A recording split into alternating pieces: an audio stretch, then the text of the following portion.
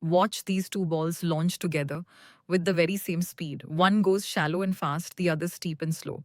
Yet look, they land on the exact same spot. Keep an eye on how far they travel horizontally. That common distance is our range R. Also notice the very different peak heights they reach. Those will be H1 and H2. And today we're hunting for a single neat relation that ties R, H1 and H2 together.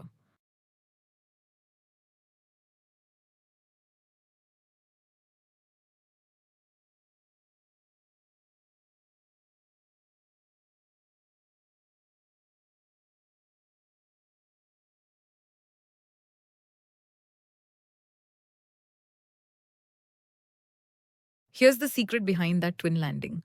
The horizontal range of a projectile fired at speed u is r equals u squared times sine of 2 theta, all divided by g.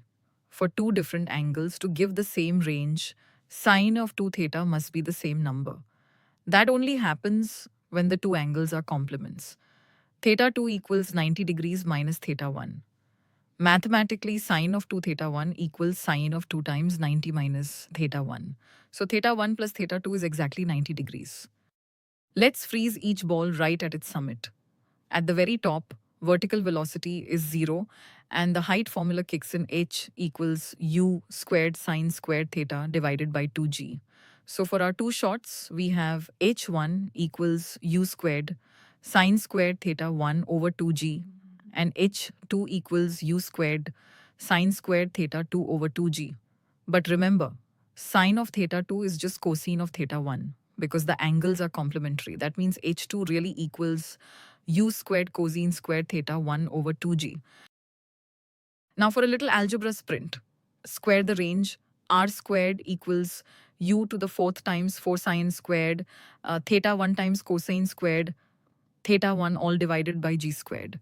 Next, take the product h1 times h2. Multiply our two height formulas and you get h1, h2 equals u to the fourth times sine squared, theta 1 times cosine squared, theta 1 divided by 4g squared. Compare these two lines. Notice r squared is 16 times larger. In one neat line, r squared equals 16 times h1, h2. And there we have it. No matter which complementary pair you fire, the square of the common range is always 16 times the product of the two peak heights. R squared equals 16h1h2, a tidy result born straight from the symmetry of projectile motion. The correct answer is option B. Pretty slick, right?